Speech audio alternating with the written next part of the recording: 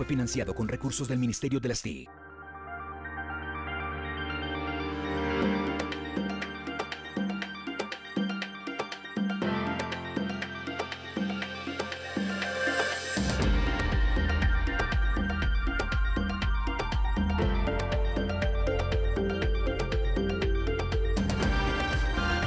RTVC Noticias, emisión central.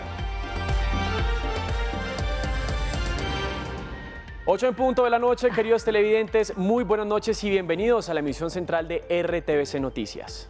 Hoy vamos a estar con ustedes de diferentes puntos del país, hablando precisamente de todo lo que tiene que ver con los bloqueos por el tema de desabastecimiento en Colombia. Vamos a estar ya ampliándoles esta información, vamos con nuestros titulares, sean todos ustedes bienvenidos.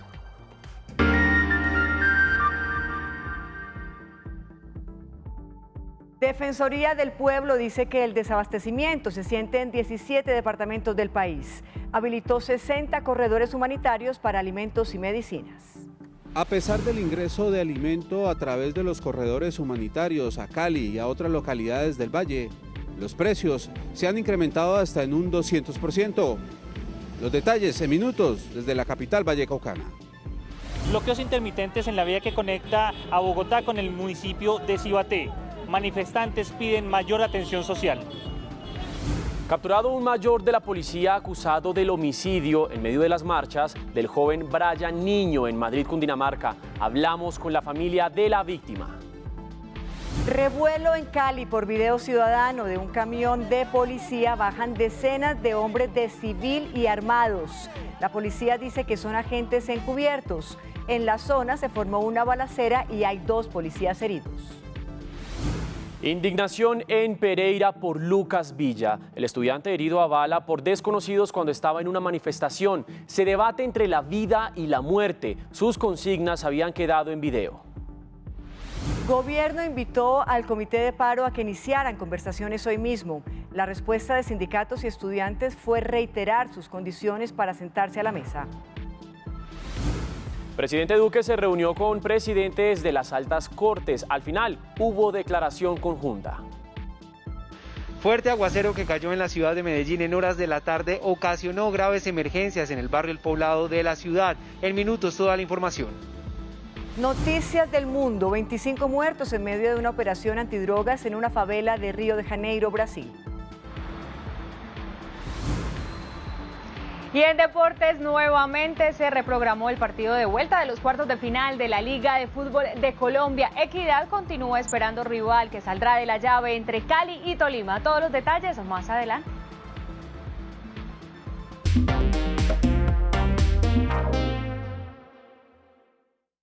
Iniciamos con el tema de desabastecimientos porque el panorama se complica en al menos 17 departamentos de Colombia. Así lo revela la Defensoría del Pueblo, que habilitó 60 corredores humanitarios. El objetivo no es solo transportar alimentos, sino también insumos médicos. Los 60 corredores humanitarios estarán en 17 departamentos con el fin de permitir el paso de alimentos, oxígeno, combustibles y medicinas. Nuestra misión es proteger, defender y prevenir la violación de los derechos humanos, y en eso no ahorramos nuestros esfuerzos. Los alcaldes y gobernadores del país deben acompañarnos en este propósito. A esta estrategia se une también la Cruz Roja Colombiana, quien está acompañando las caravanas humanitarias con el fin de apoyar la misión médica. Hasta el momento llevamos más de 70 acciones desarrolladas en todo el departamento y en Cundinamarca, con el objetivo de facilitar el tránsito de personal sanitario. La procuradora Margarita Cabello hizo un llamado a los organizadores del paro para que se levanten los bloqueos en las vías. Los taponamientos en las vías están atentando contra la seguridad alimentaria, propiciando el desabastecimiento y la quiebra de miles de familias. Además, el Alto Comisionado para la Paz confirmó que 2 toneladas de material médico e insumos hospitalarios se entregaron hoy en el departamento del Cauca. Cali es la ciudad que soporta el peor panorama de desabastecimiento y lo peor es que lo poco que hay subió de precio. Carlos Gutiérrez, muy buenas noches. ¿Qué dicen realmente los comerciantes? Patricia, muy buenas noches. Sí, señora, subió de precio hasta en un 200%, es lo que dicen los comerciantes, incluso los propios compradores. Hicimos un recorrido por las plazas de mercado de Cali y algunos supermercados y esto fue lo que encontramos.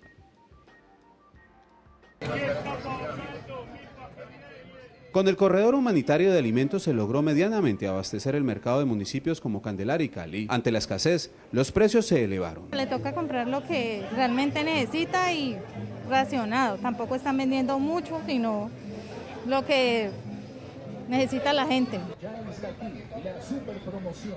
Habitualmente una libra de papa costaba alrededor de 900 pesos. Pero hoy, debido a la situación de los bloqueos de vía, esta misma libra de papa en estos momentos está costando aproximadamente cerca de 2.990 pesos. Los usuarios dicen que hay un incremento casi del 200%. Mercancía está llegando muy poca, ¿no? Y la que ha llegado está llegando muy costosa, son precios demasiado elevados. ¿Usted por estos días piensa mercar? Tiene que llenarse de paciencia porque debe hacer estas largas filas en cualquier supermercado de la ciudad. Y también tiene que traer dinero porque según los compradores, los artículos de primera necesidad están muy costosos. ¿Está caro? Como estrategia, en otros municipios del Valle los líderes de los bloqueos permitieron el ingreso de los productos que cosechan los campesinos para que a través de mercados campesinos puedan ser comercializados en los cascos urbanos. Gracias a los diálogos entablados con el Comité del Paro, pudimos establecer el corredor humanitario, donde estamos llevando víveres y alimentos para la canasta familiar de nuestro municipio. De otro lado, ante la escasez de combustible, algunos dueños de vehículos extraen de manera irregular gasolina de los tanques de reserva de las estaciones de servicio. Bueno, otro de los problemas que está atravesando hoy por hoy la capital vallecaucana es la recolección de los residuos sólidos. Por calles, avenidas, carreras principales, secundarias, se observa una gran cantidad de desechos y lo que dicen las autoridades locales es que esto se debe a varios factores, pero para ello ya se implementó un plan de contingencia. En andenes y separadores del barrio Panamericano en el sur de Cali hay una gran cantidad de residuos sólidos. Ya 8 días que llevamos sin que pase el tarro de basura. Y pues ya esperando a ver que se solucionen las cosas aquí en Cali. Los bloqueos de vías en el departamento han dificultado la recolección. Estamos limitados en la capacidad operativa de las empresas operadoras de aseo. No tenemos ya combustible para los vehículos, los operarios no tienen movilidad. En un día normal, los operadores encargados de recolección de basura alcanzan a recoger entre 1.700 y 2.500 toneladas en toda la ciudad. Han habido molestias de moscos y todo, y el mal ambiente, ¿no? Y no solo en ese punto, en todos los sectores está igual. ¡Adelante, adelante!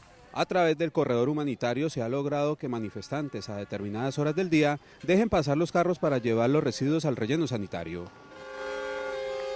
Tenemos ya 35 vehículos para salir en este momento rumbo al relleno sanitario. Según las autoridades, en al menos 2 semanas se logrará normalizar el servicio en la ciudad. Son al menos 50 vehículos que estaban participando de este plan de contingencia. Los 4 operadores de aseo pues adelantan el trabajo en algunos sectores de la ciudad para intentar llevar los residuos sólidos al relleno sanitario, ubicado en el municipio de Yotoco.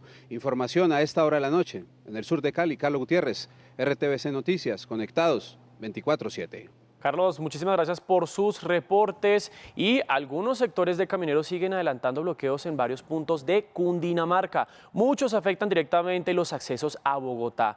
A esta hora no hay paso en la entrada a Cibaté y en ese punto se encuentra Juan Carlos Bernal. Juan Carlos, muy buenas noches. ¿Qué es lo que está pasando? Muy buenas noches, Mateo. Nos encontramos en el barrio Pablo Neruda, en el municipio de Cibaté, al sur de Bogotá. Como ustedes pueden ver, en este momento no hay paso, pero la comunidad ha instalado este bloqueo intermitente para darle paso a los motociclistas, a las personas que viven en esta zona, cada media hora o 40 minutos. Como ustedes pueden observar, la protesta transcurre de forma pacífica y se permite el paso, como dijimos anteriormente, aproximadamente cada media hora. Incluso tienen prelación las ambulancias y vehículos de carga con alimentos perecederos. Este panorama es algo distinto al vivido en los municipios que colindan con el norte de Bogotá, donde el paro transportador ha bloqueado las vías, generando desabastecimiento en esta zona del país. Estuvimos presentes en la vía Bogotá-Tunja, en donde no se permite el paso vehicular ni de transporte de carga, de transporte de pasajeros y tampoco vehículos particulares. Y es que el bloqueo es en ambos sentidos para quienes se dirigen hacia Bogotá o quienes van hacia Gachancipá, Zipaquirá o Tunja. Trancones bastante largos, claro, hasta de 4 kilómetros. Diana, ¿desde dónde viene caminando y para dónde va? A Chancipá y voy al trabajo al hospital. ¿Cuánto tiempo se demoró caminando? Como 1 hora. Por la situación, la llegada de alimentos va a la baja. Y vecina, ¿qué productos o qué alimentos están escasos? Bueno, escasos están el pollo, que no hay, los huevos y bueno, el queso ya en este momento, queso prácticamente no hay. La papa, no sé, el pollo, la carne, digamos que no está entrando como normalmente entran. Y los precios van al alza. Salió por 110.000 pesos desde mercado. Una cajita que llevo ahí no llevo mucho, la verdad. No llevo ni lentejas, ni frijoles, ni papa, ni carne, nada, solo arroz, aceite, harina para arepas. Se conseguía libre de papa a 600 pesos. ¿Y ahora en cuánto? Mi hortica vale 2.000 pesos, la libra, 3.000. Entonces, los huevos horticas se ponen a 15.000. En Tocancipá hay un ambiente de tensión y soledad. La gente no viene a entrenar por miedo. Pues nos dijeron que nos tocaba irnos para la casa porque nos iban a cerrar la vía y ya no íbamos a poder devolvernos para la casa. Hay pues poquita gente y pues el pueblo se ve como desolado, un poco. Negocios cerrados, calles con muy pocas personas y mucho silencio. Los transportadores piden levantar los bloqueos que afectan su forma de trabajo. Y es que el desabastecimiento se encuentra en muchas zonas del país. El suroccidente es una de las más afectadas. No se encuentran combustibles, víveres ni insumos médicos. Incluso hablaron los representantes de los comerciantes que importan y exportan productos en el país. La mayor parte de las exportaciones sale por el Caribe, pero las importaciones entran por el Pacífico y eso está siendo afectado. En los llanos orientales también se encuentran en una grave situación debido a las manifestaciones y los bloqueos de los transportadores de carga, quienes no están permitiendo el ingreso de víveres ni la salida de muchos productos. Esto nos dijo el gobernador del Guaviare. Desafortunadamente hoy tenemos desabastecimiento de combustibles, de gas domiciliario, de alimentos de primera necesidad como el arroz, el huevo, la panela, las verduras. Las pérdidas para nuestros campesinos son millonarias. Perdemos diariamente más de 70.000 litros de leche, toneladas de queso, de plátano, de yuca, que no han podido ser comercializadas. Pasando en esta zona del sur de Bogotá, en el municipio de Cibaté. Patricia, esta es toda la información que tenemos desde este punto de Cundinamarca. Juan Carlos Bernal, RTVC Noticias, conectados 24/7. Gracias, Juan Carlos, por su información y cambiamos de tema porque hoy se llevó a cabo la primera captura de un uniformado de la policía por muertes de manifestantes durante las protestas de los últimos días.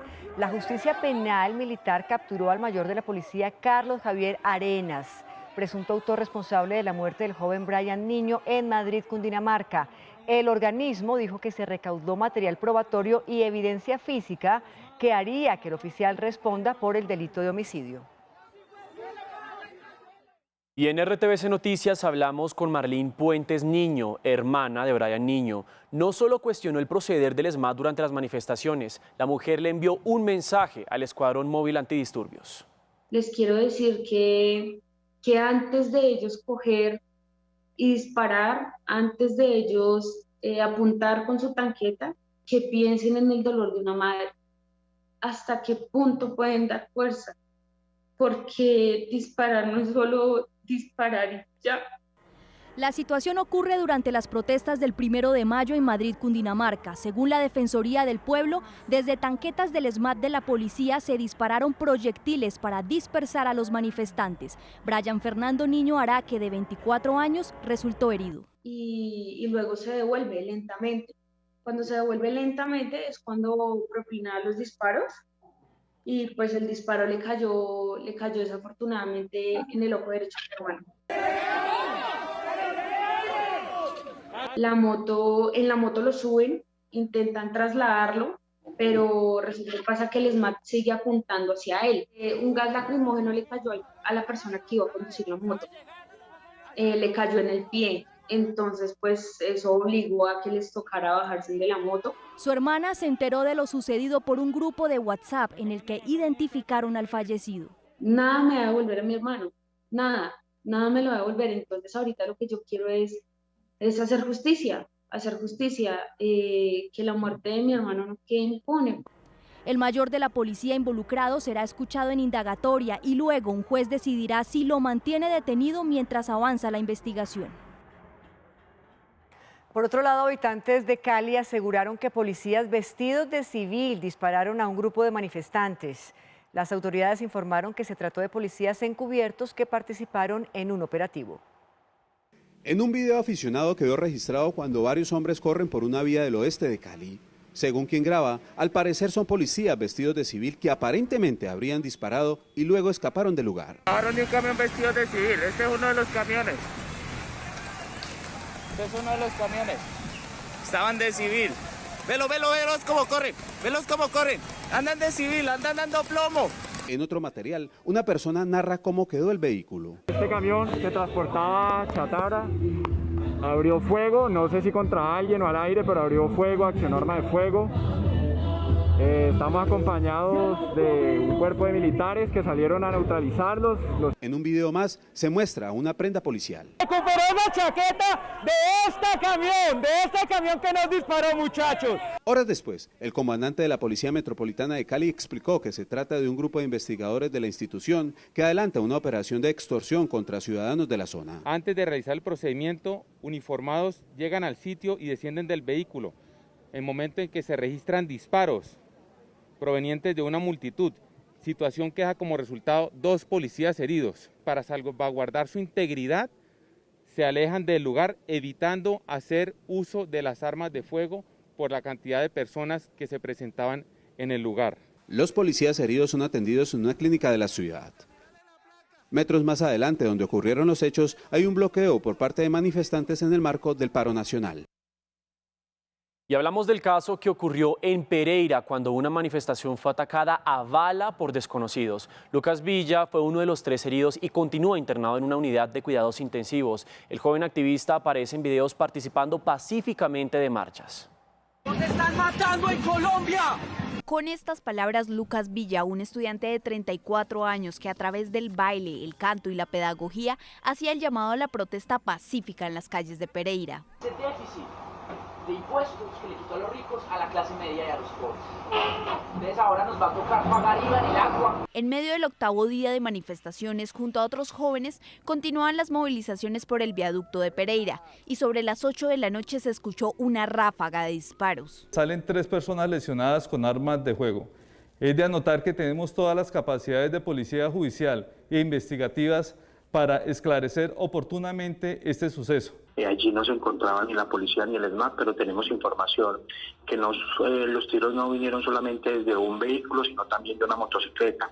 Los 3 jóvenes fueron trasladados al Hospital San Jorge de Pereira, donde se dictaminó de forma preliminar que Lucas Villa presenta muerte cerebral. Las autoridades están ofreciendo una recompensa para quienes den información que ayude a capturar a los implicados en el crimen.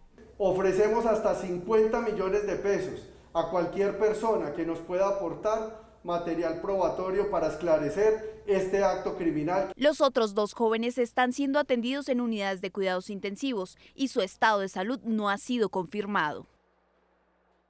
Y hace unos minutos, en el programa ¿De qué se habla? A las 7, vimos un valeroso testimonio. Se trata de la patrullera que se salvó de morir milagrosamente quemada en un CAI del sur de Bogotá. Cuando ya nos vimos, digamos, en las llamas, teníamos que salir porque ya nos estábamos asfixiando. Y un compañerito, pues, él recibió lesiones, quemaduras. Utilizamos un extintor que teníamos y le apagamos el fuego, pero ya nos estábamos ahogando y decidimos salir. Salimos con las manos en alto, pidiendo que no nos hicieran nada. Y estas personas, pues, nos respetaron y nos atacaron antes más. La Fiscalía presentó ante un juez de control de garantías las pruebas con las que fueron capturados los 3 presuntos responsables de la muerte del capitán Jesús Alberto Solano, recordemos jefe de la SIJIN de Soacha, Cundinamarca. Ante un juez de control de garantías, el fiscal del caso presentó pruebas de audio y videos, de los que según la investigación se pudieron individualizar a estos 3 detenidos. Se han dado materialización a 2 órdenes de captura para 3 personas por el Juzgado Primero Municipal Mixto con control de garantías por los delitos de homicidio agravado, hurto calificado y agravado y fabricación y tráfico o porte, tenencia de armas de fuego. Según las autoridades, durante las protestas del 28 de abril, estas personas habrían atacado al capitán Solano, quien murió por las graves heridas en el hospital cardiovascular del municipio. Esperamos una condena importante contra estos presuntos autores.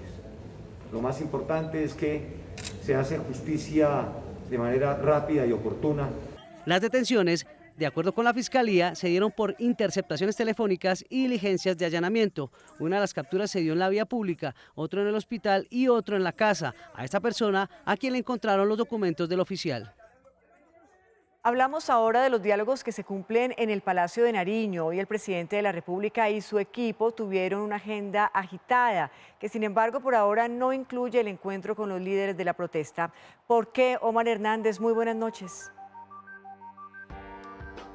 Hola Patricia, muy buenas noches para usted y para todos los televidentes. Pues son varias las exigencias que ha suscitado los miembros del Comité Nacional de Paro, pero ante eso el Gobierno Nacional tenía previsto el encuentro desde el día de ayer, se había dicho, para citarlo el día de hoy, para poder adelantar el gran esperado encuentro donde se va a llegar a un acuerdo frente a las posiciones que se han dado por parte del Comité Nacional de Paro y a la cual el Gobierno Nacional pues está dispuesto para que se dé este diálogo. El ministro de Trabajo, Ángel Custodio Cabrera, aseguró que el Gobierno Nacional tiene las puertas abiertas para iniciar hoy el diálogo con los promotores del paro. Hace varios días con las centrales obreras nos reunimos, mandamos el mensaje, ellos nos propusieron el día lunes para la reunión, pero consideramos que hoy es importante que el país, que aquí estamos dispuestos a reunirnos ya.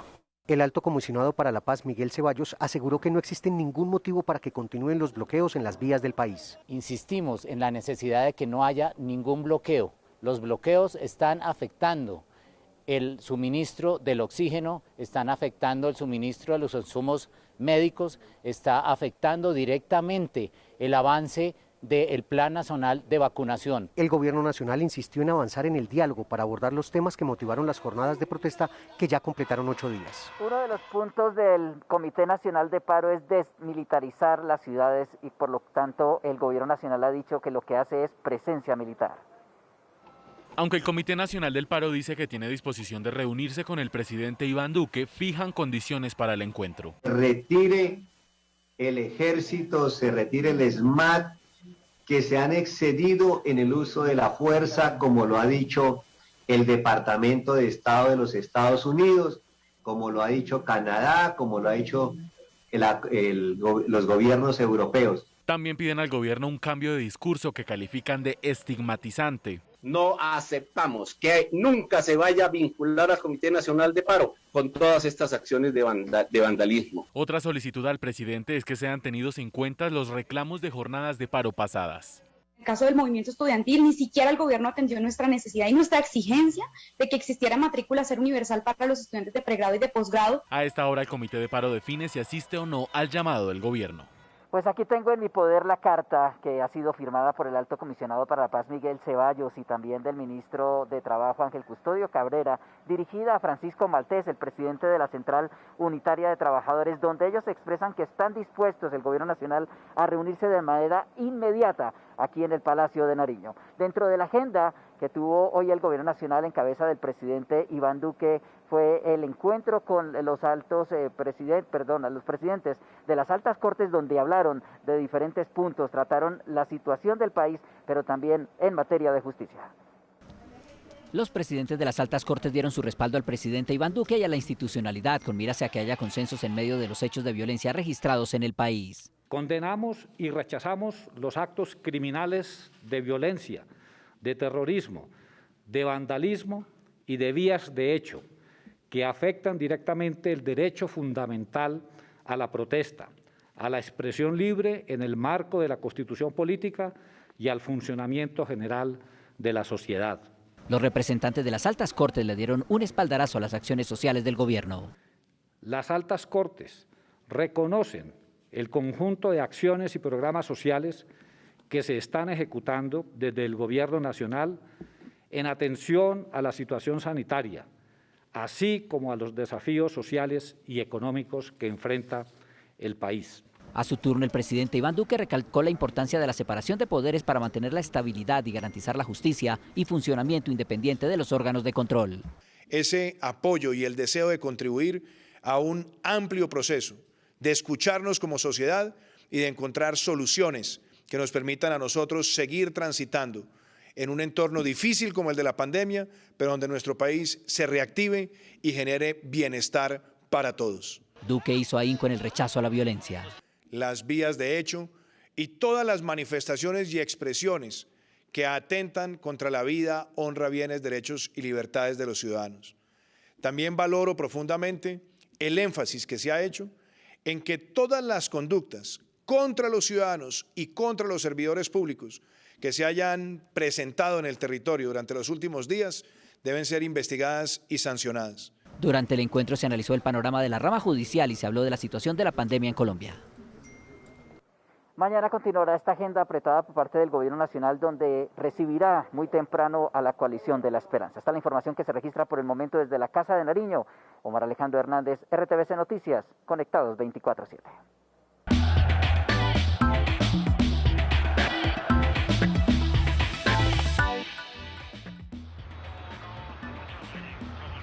Y muy buenas noches, los saludo desde la ciudad de Medellín con toda la información deportiva, justamente hablando de un equipo de aquí, de la tierra, de Atlético Nacional, que hoy se enfrentó a Argentinos Juniors por la Copa Libertadores. No fue un buen resultado para el equipo de Guimaraes, fue derrota por 2-0 y con esto es ahora segundo en el grupo F con 4 puntos.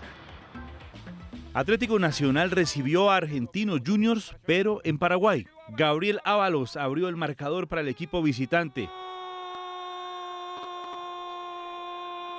y le daba la ventaja a Argentinos 1-0. En el segundo tiempo, nuevamente Gabriel Ábalos, aprovechando el error de la defensa, este rebote y la pelota se fue adentro. Nacional jugó mal y perdió 2-0. Y seguimos hablando de fútbol profesional colombiano, en este caso porque aún continúa en vilo el partido entre Cali y Tolima, este partido que es el partido de vuelta de los cuartos de final de la Liga de Fútbol colombiana. Pues bueno, la situación complicada de orden público del país ha obligado a seguir moviendo el calendario. Inicialmente el partido entre Cali y Tolima se va a disputar el viernes 14 de mayo por horario por definir. Hoy supimos que la DIMAYOR está explorando posibilidades para poder continuar con el campeonato y una de las opciones es jugar fuera del país. Estados Unidos parece ser la opción más atractiva. Más adelante, más información deportiva.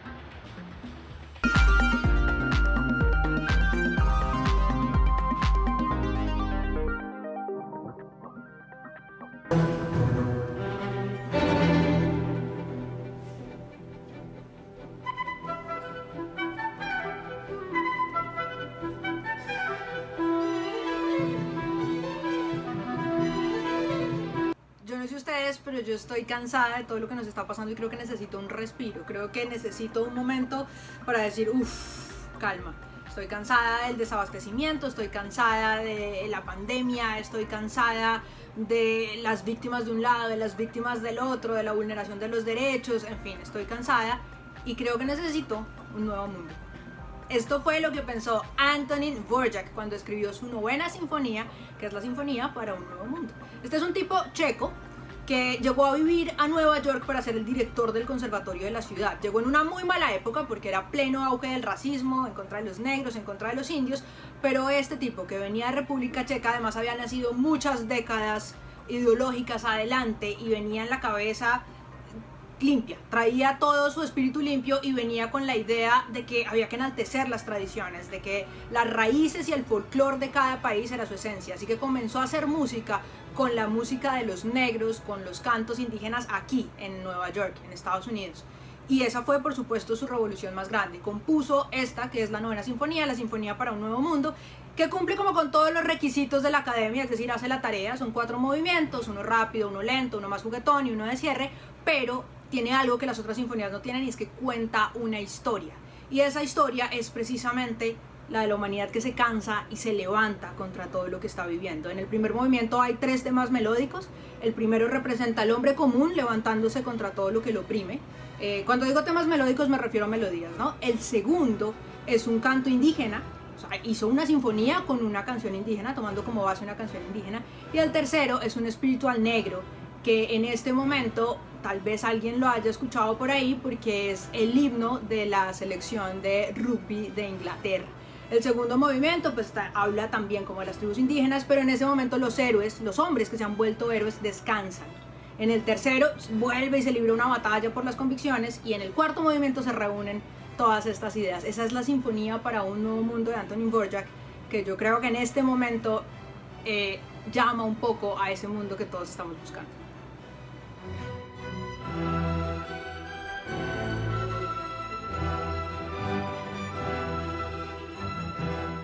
Queridos televidentes, y los invitamos a estar en constante interacción con nosotros a través de las redes sociales. Siempre los estamos leyendo y respondiéndoles, y allí estamos en conversación. Así que síganos en Twitter e Instagram, estamos como @RTBC Noticias, y en Facebook nos encuentran también buscando RTBC Noticias. Allí pues estaremos hablando con ustedes. Después de la pausa, los estragos de un fuerte aguacero en Medellín, inundaciones en varios puntos de la ciudad. Ya volvemos. Se lo llevó el agua.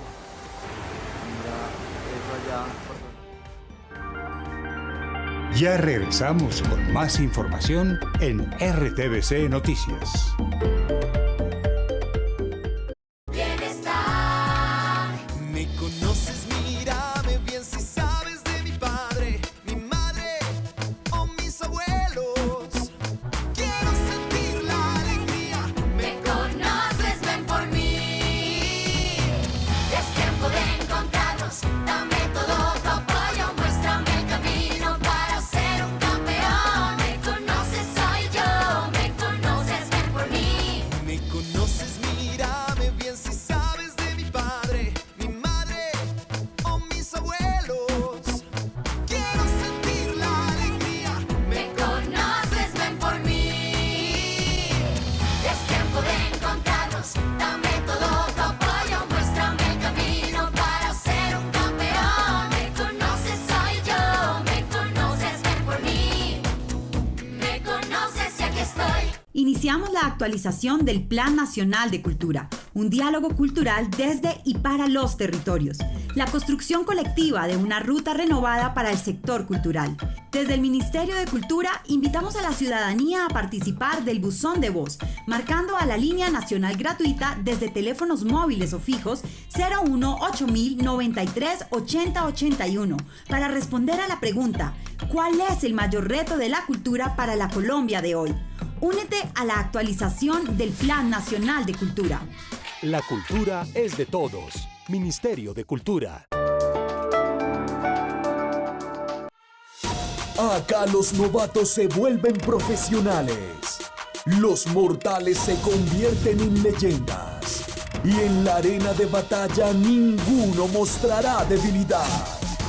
League of Legends en SI. Del 6 al 22 de mayo. Vía streaming en senalcolombia.tv. Y la gran final del 23 de mayo por streaming en Señal Colombia Deportes. Estás viendo RTBC Noticias.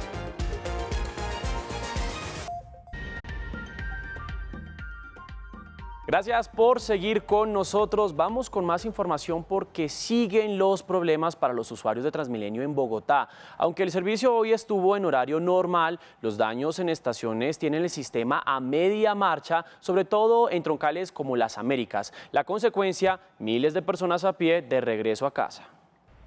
Transmilenio ha sido uno de los más afectados con las protestas que iniciaron desde el pasado 28 de abril. 51 estaciones hoy están fuera de servicio tras los desmanes en Bogotá.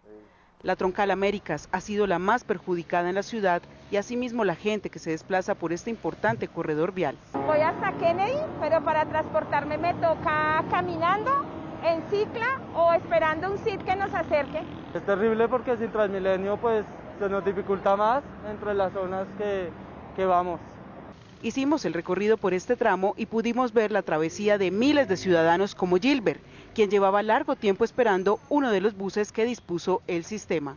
Está funcionando Bandera y allá arriba la Jiménez, y uno va hacia Bosa Independencia, se hace difícil el transporte. Mientras miles iban en carro o a pie, para otros el mejor aliado en estos casos es la bicicleta. Decidí movilizarme en bicicleta y me dio muy bien, la bicicleta es una buena alternativa. Vengo del norte, ahorita voy a la EPS. En el Portal Américas el panorama era este.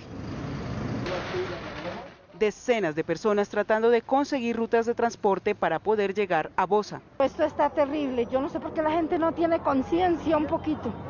Todo el mal que nos están haciendo a los que trabajamos dignamente. No es justo. La empresa Transmilenio informó que el monto estimado de daños supera hasta el momento los 9.000 millones de pesos, dinero que saldrá del bolsillo de todos los contribuyentes. En varios lugares del país, cientos de colombianos han anunciado su adhesión al paro nacional. Comenzamos un recorrido por las regiones con los periodistas de la Radio Nacional de Colombia.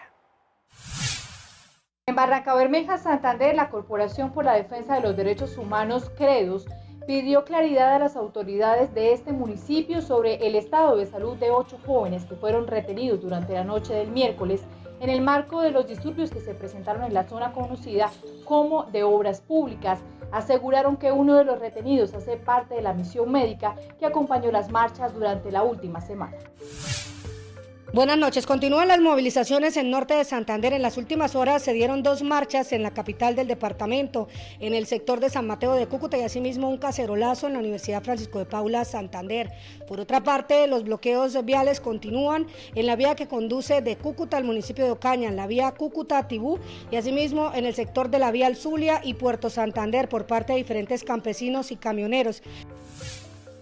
En La Guajira, la Asociación de Educadores anunció el cese de actividades hasta el próximo 15 de mayo, debido a que se han unido de manera pacífica a las manifestaciones que se vienen presentando en diversos municipios del departamento, especialmente en la capital Riohacha. En Nariño, comunidades indígenas concertaron con el gobierno departamental aperturar un corredor humanitario que permitirá la llegada a esta región de medicamentos, oxígenos, combustibles e insumos de primera necesidad. Nos trasladamos ahora a Medellín. Un fuerte aguacero dejó inundaciones y emergencias. El Poblado y el Tesoro están entre las zonas más afectadas. Daniel Cañas, muy buenas noches. Cuéntenos qué fue lo que pasó y qué cuadros se vieron. Mateo, buenas noches para usted y para los televidentes. Tal cual usted lo dice, un fuerte aguacero que cayó en horas de la tarde en la ciudad de Medellín ocasionó varias emergencias en algunos sectores del barrio El Poblado de aquí de la ciudad de Medellín, pero también esto disipó las manifestaciones que se llevaban a cabo durante todo este día y no cumplieron con su calendario, pero este es el informe de las emergencias. Las calles del Poblado parecían ríos tras el fuerte aguacero que cayó sobre la ciudad en horas de la tarde. Inmediatamente comenzaron a circular videos en las redes sociales como este, en el que se escucha la angustia de las personas al interior de un restaurante que se estaba inundando por el desbordamiento de la quebrada La Paulita. Y la gente flotaban las mesas, las sillas, la gente se empezó a montar en las mesas y de nada se vino a la casa. Pese a la emergencia no se reportaron personas lesionadas. Y un momento vimos cuando la pared del restaurante pues colapsó y el techo también se vino abajo y ahí fue donde la verdad empezara a orar. Todo el mundo que estaba en el espacio no hubiera ninguna lesión y no hubiera problemas, pues como primero las personas, y ya mañana seguramente estaremos hablando toda la parte de daños materiales con la aseguradora. Las inundaciones también afectaron gravemente los parqueaderos y algunos locales comerciales de un centro comercial en la zona. Además, una fuerte granizada cubrió de blanco parte del paisaje del oriente antioqueño. Importantes decisiones judiciales del día son los temas principales del siguiente resumen informativo. Colombia en un minuto. Durante la versión voluntaria ante la JEP, el general retirado Rito Alejo del Río, acusado de tener nexos con grupos paramilitares, confesó que las operaciones Génesis y Cacarica se dieron según él con el apoyo de las fuerzas militares y del Ministerio de Defensa. En esos hechos fueron desplazados y asesinados habitantes del municipio de Río Sucio, Chocó. Aunque fue una operación de brigada, tuvo todos los apoyos de todos los organismos del Estado. Pues estaba el jefe de Estado Mayor, el general Correa. La Corte Interamericana declaró responsable al Estado colombiano por las violaciones a los derechos humanos en este caso. Capturados 6 presuntos integrantes de los Marqueteños, una supuesta banda que estaría dedicada a la extorsión en el departamento de Caldas. Varias víctimas presentaron las denuncias. El Tribunal de Bogotá citó para el próximo 19 de mayo la audiencia de lectura de fallo en contra de Laura Moreno y Jessy Quintero dentro del proceso por la muerte del joven Luis Andrés Colmenares ocurrida el 31 de octubre de 2010. En segunda instancia, la Sala Penal del Tribunal deberá decidir si mantiene o no la absolución dictada por la juez 11 de Bogotá.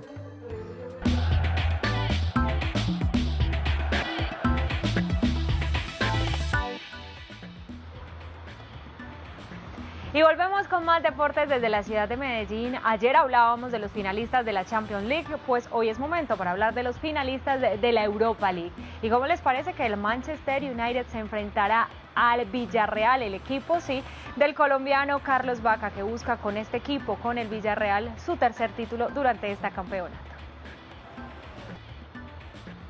Y seguimos hablando ahora, pero de la selección Colombia, porque ya se confirmó cuáles van a ser las fechas de las eliminatorias para la fecha, o bueno, para el próximo compromiso que tendrá la selección Colombia ante Perú y ante Argentina. Así lo dio a conocer hoy la Conmebol para la fecha mejor 7 y 8 de estas eliminatorias a Qatar.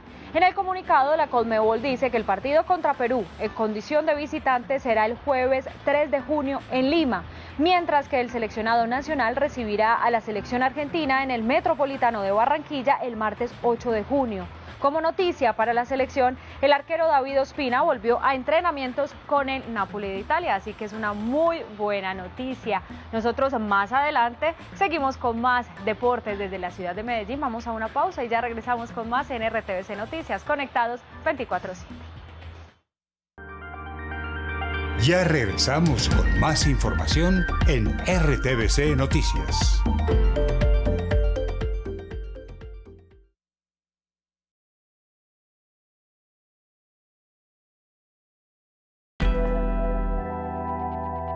Adicionalmente a la situación que vivimos, también tenemos que enfrentar el acaparamiento. ¿Qué es el acaparamiento? Es retirar un producto del mercado con el propósito de aumentar su precio, haciéndole creer al consumidor que al ser difícil conseguir el producto en cantidades suficientes, si lo encuentra, se lo pueden vender pero a mayor precio. Como quien dice que los acaparadores se hacen los locos para llenarse los bolsillos a costillas del consumidor. Así es, tal cual. Así el comerciante obtiene un mayor e injustificado beneficio económico.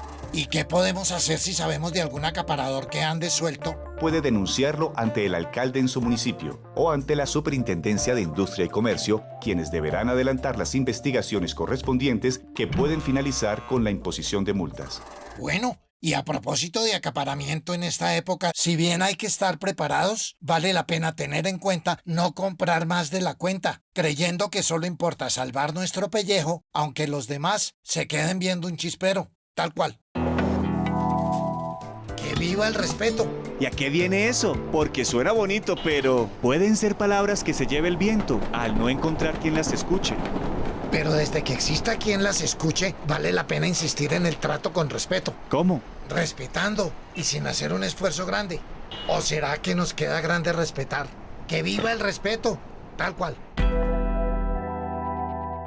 El poder sanador de la verdad. Yo no sé dónde está mi papá, qué hicieron con él. No sé ni a dónde voy a llevar esta flor.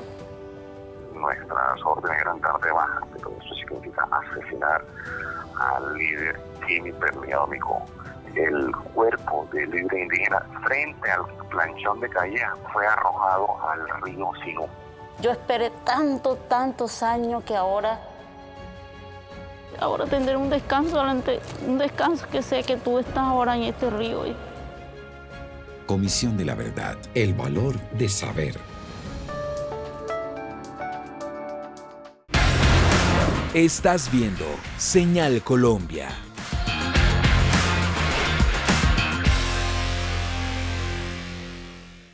¿Sabes qué es lo peor de lidiar con una raza de mentes que quieren alterar el curso de la historia?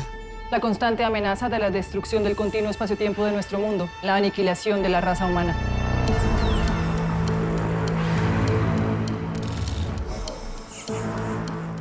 Todo estará perdido si no ganamos la batalla. Las gestas del tiempo. Estreno. Sábado 8 de mayo, 8 de la noche, por Canal Institucional. A Colombia la hacemos todos. Estás viendo RTVC Noticias.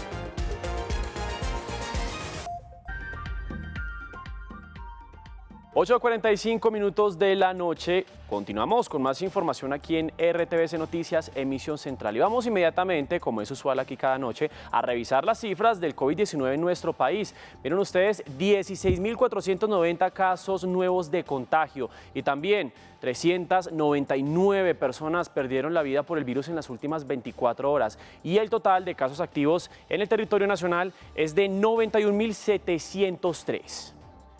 Colombia llegó a los 2 millones de personas inmunizadas, a quienes ya se les ha aplicado las 2 dosis de la vacuna contra el COVID-19.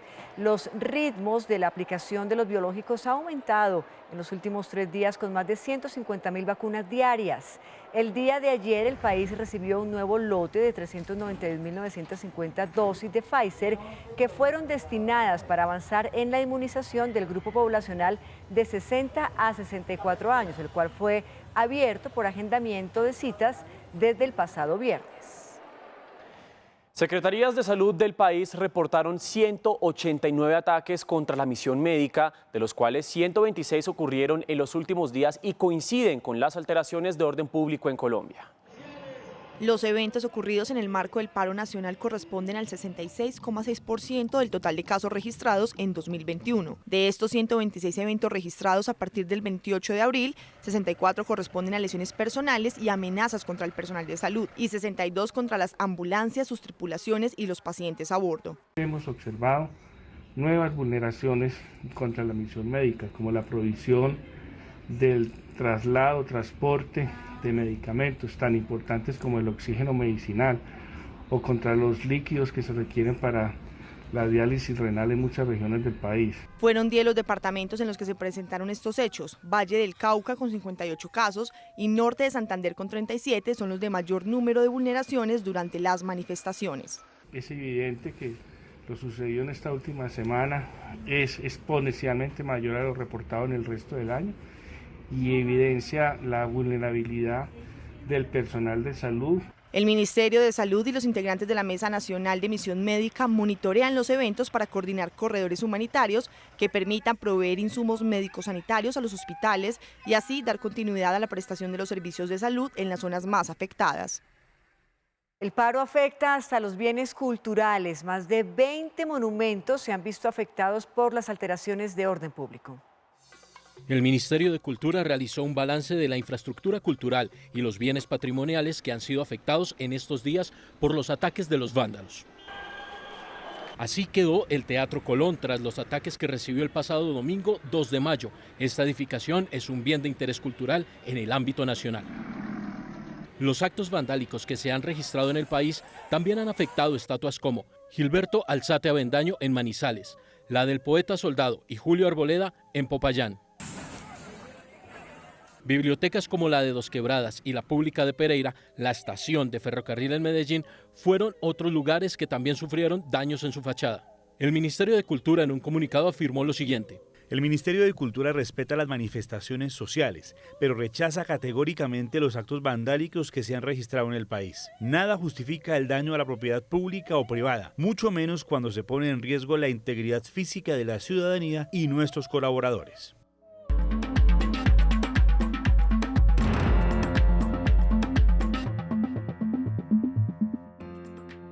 Hablamos ahora de lo que ocurre en la agenda internacional. Al menos 25 muertos es el saldo de un operativo antinarcóticos en una favela de Río de Janeiro, en Brasil. La situación es calificada como la peor masacre en la historia de la ciudad. Una jornada sangrienta en Río de Janeiro. Una operación antidrogas de la policía derivó en una balacera en la favela Jacarecinho, considerada como una base del Comando Rojo, la principal organización narcotraficante de la ciudad. La intensa confrontación armada se vivió desde tempranas horas de la madrugada y la operación policial fue apoyada desde el aire por helicópteros. Muchos habitantes protestaron y denunciaron que sus casas fueron invadidas y algunos de sus familiares masacrados. Por eso clamaron por justicia. Nunca había visto una escena de sangre por todos lados en la favela. Es una falta de respeto con la pericia. En fin, es un absurdo total. Según la plataforma digital Fogo Cruzado, que reúne datos de la violencia en la ciudad, la de hoy fue la acción con mayor número de muertos desde que empezó a realizar esos registros en 2016. Expertos en seguridad y activistas han señalado lo ocurrido como una operación venganza y la consideran la peor masacre en la historia de Río de Janeiro. Además, dicen que ocurre cuando la Corte Suprema de Justicia había prohibido los operativos en las favelas durante la pandemia. La policía dijo que el balance final de la operación solo será divulgado cuando concluyan las acciones de sus agentes en una de las comunidades más deprimidas y violentas de Río. Tras el anuncio del gobierno de Estados Unidos de apoyar la liberación de patentes de las vacunas contra la COVID-19, otros países y el bloque de la Unión Europea se sumaron. Sin embargo, las farmacéuticas rechazaron la iniciativa.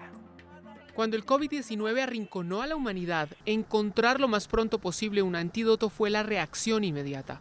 Por eso, hoy hablamos en clave de inmunización, de inyectables y de patentes, esos derechos exclusivos de quien inventa algo nuevo.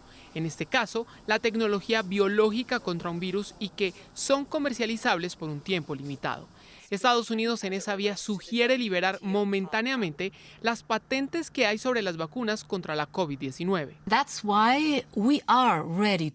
Estamos listos para discutir cómo la propuesta de Estados Unidos sobre el levantamiento de la propiedad intelectual sobre las vacunas puede ayudar a alcanzar ese objetivo. Y es que países con dificultades como por ejemplo India, con hospitales saturados, falta de oxígeno y con récord de contagios y fallecidos, tiene capacidad de producir sus fármacos y salir de la crisis. A pesar de ello, los laboratorios se resisten. Una exención de patente para las vacunas COVID-19 no aborda los desafíos reales de vacunar al mundo. Nuestra industria es firme en su compromiso de garantizar una rápida ampliación y un acceso equitativo a las vacunas. Necesitamos un diálogo pragmático y constructivo. Por su parte, Francia secunda la idea y Alemania prefiere que las patentes sigan protegidas. De llegar a prosperar, estaríamos siendo testigos de una decisión histórica y una de las más determinantes para el mundo. La situación en India sigue siendo crítica por cuenta del segundo pico de la pandemia de COVID-19. Hoy el país asiático registró un récord de casi 4.000 muertos y 412.000 nuevos contagios, lo que eleva el total de fallecidos a 230.000 y el de contagiados a 21,1 millones desde que comenzó la pandemia. Algunos expertos consideran que esas cifras oficiales están muy por debajo de la realidad y que lo peor está por venir. Cabe resaltar que en los últimos 10 días India ha recibido ayuda médica de emergencia por parte de Estados Unidos, Reino Unido y Francia.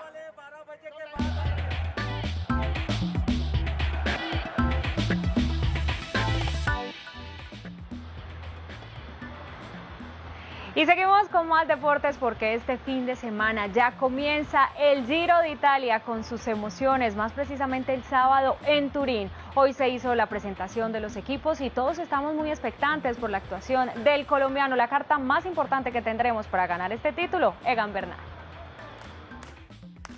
La primera de las carreras grandes del ciclismo mundial presentó en medio de la pompa y el glamour los equipos que desde el sábado estarán rodando por las carreteras italianas.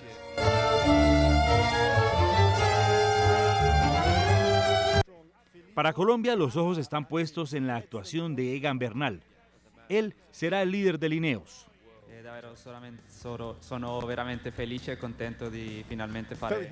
Estoy muy feliz de estar acá. Espero divertirme y que ustedes se diviertan. Junto a Egan en el Ineos estará Daniel Martínez e Iván Sosa. El grupo de los colombianos se completa con Santiago Buitrago del Bahrein, Harold Tejada de Astana, Einer Rubio del Movistar y Sebastián Molano y Fernando Gaviria del UAE. Este es el trofeo más deseado por estos días. La versión de los 90 años tendrá 3.479 kilómetros. La primera etapa será una contrarreloj de 8.6 kilómetros dentro de Torino. Qué emoción tener por fin al Giro de Italia, pero ahora hablamos también de la Liga Profesional de Baloncesto de Colombia, que después de 2 días de estar suspendida, hoy nuevamente se reactivó. Y lo hizo con victoria de Cafeteros de Armenia, 86-81 sobre Sabios de Manizales. En la fecha de hoy hay 2 partidos más. Cali contra Bucaramanga y Titanes de Barranquilla contra Motilones de Norte de Santander. Hasta aquí la información deportiva. Nos encontramos mañana con mucho más en RTVC Noticias. Un abrazo para todos. Feliz noche.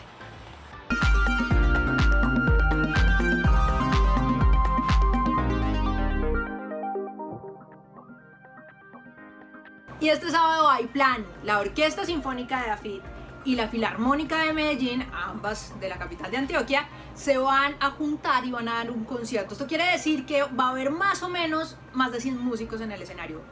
Van a hacer un recorrido por todas las Américas tocando música de diferentes países, música de Argentina, música de Venezuela, de Brasil, de Colombia, de Estados Unidos.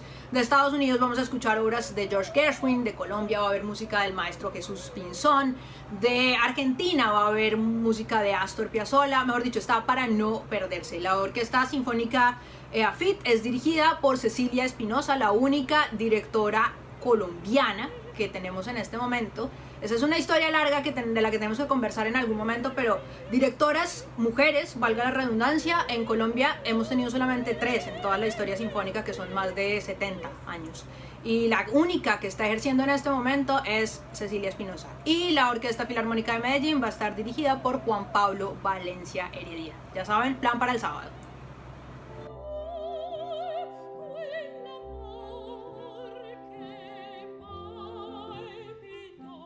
Yo no sé si a ustedes les pasa, pero yo sufro todos los mayos de todos los años porque no sé qué regalarle a mi mamá, siempre quedo mal, le regalo algo que no le gusta, en fin. Pero resulta que siempre hay alguien que lo hace quedar muy mal a uno, y esta vez, en esta ocasión, es Omar Geles, cantante vallenato, que le compuso a la mamá una canción y la está lanzando en este momento. Pues después de ese regalo, cualquier cosa que nosotros le demos a nuestras mamás, no vale. No te preocupes, todo va a cambiar. Yo sufro mucho, madrecita, al verte necesitada y no te puedo dar. Los caminos de la vida no son como yo pensaba. Bueno, esa fue la primera que le hice. Serenata a Mamá es la canción más reciente de Omar Geles y va con una dedicatoria muy especial. Pero si Dios me preguntara cuál mujer es la más buena, la más dulce, la más tierna que yo he visto en esta tierra. A mi mamá le he compuesto muchas canciones. Y bueno, esta Serenata a Mamá es algo muy especial. Ella, igual como Los Caminos de la Vida, se lo hice hace muchos años. Igual también participó en el video, pero bueno, ahí ella tenía 60 años. Es la que me trajo al mundo, es mi madrecita bella. La pandemia también afectó al cantante y su familia. A mi mamá y a mí nos dio el COVID el mismo día. Pasamos todos los 14 días juntos. Y bueno, la fortaleza que Dios le dio a esa mujer, que me dio más duro a mí que a ella. El próximo 18 de junio se podrá escuchar este tema musical y otros de la carrera artística de Omar Geles en un concierto denominado 1000 canciones y una noche. Fuerza, y que a mí primero se me ponga el pelo blanco. Y hoy que estás de cumpleaños, yo te canto con el alma esta canción sentida, que lo sigas cumpliendo por el resto de la vida. Y bueno, les cuento que esta vez nos metimos en el taller de Sandra Suárez. Ella es bailarina, al principio era bailarina de salsa y de muchas otras cosas, y desde hace 4 años es bailarina de pole dance. Así que Sandra, bienvenida. Para empezar, cuéntanos un poquito qué es el pole dance. ¿Eso es un deporte? ¿Eso es un baile artístico? ¿Hay categorías? ¿Cómo funciona esto? Somos como una disciplina que nadie quiere tener, ¿no? Entonces los deportistas dicen que no es un deporte, los cirqueros dicen que no le metan eso al circo, y los de la danza dicen, no, eso es deporte o eso es circo. Entonces, pues en realidad, como ser reconocido por alguno de esos gremios, a mí personalmente pues no me interesa mucho. Tremendo. Pero ¿cómo llega usted a eso? Porque hasta donde yo sabía, usted era bailarina de salsa. De hecho, creo que muchos la recordamos por un hashtag que se hizo viral en Twitter, que era Operación Sandra, en el que le buscábamos patrocinador para que usted fuera a competir al exterior en una competencia de salsa. Pues bailo desde hace casi 30 años, entonces he pasado por un montón de disciplinas artísticas. Antes de hacer pole, yo bailaba salsa de forma competitiva, fui a mundial y todo. Sandra, hay mucha gente que todavía tiene el prejuicio del pole dance, como pues este baile de las bailarinas sensuales, medio exóticas, ¿no? A las que les ponen billeticos por ahí.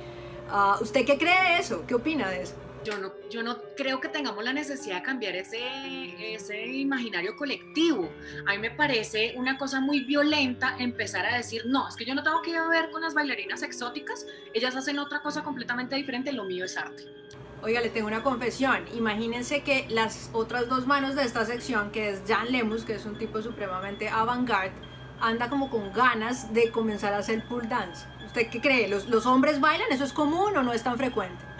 Hay muchísimos en todo el país y pues no es una y además pasa una cosa muy chistosa, y es que normalmente cuando las mujeres nos metemos en espacios que son mayoritariamente masculinos, hay una dificultad muy grande para sentirnos seguras, pero cuando los espacios como el pole dance son absolutamente femeninos o en su mayoría femeninos, los hombres saben que son espacios seguros. Bueno, Sandra, muchas gracias por haber estado conversando con nosotros y contándonos cómo funciona su taller, su espacio de estudio, de ensayo, de creación artística. Me queda como una duda que más bien es como un antojo. ¿Será que si yo quiero comenzar a hacer pole dance, puedo comprarme el tubo y ponerlo en mi casa, en el cuarto, en la sala o algo así? Tengo un estudio de pole en mi casa, en medio de mi sala. Y de esta manera llegamos al final de nuestra emisión central de RTVC Noticias. A ustedes, como siempre, gracias por permitirnos entrar en sus hogares para informarnos. Somos RTVC Noticias, conectados 24/7. Feliz noche.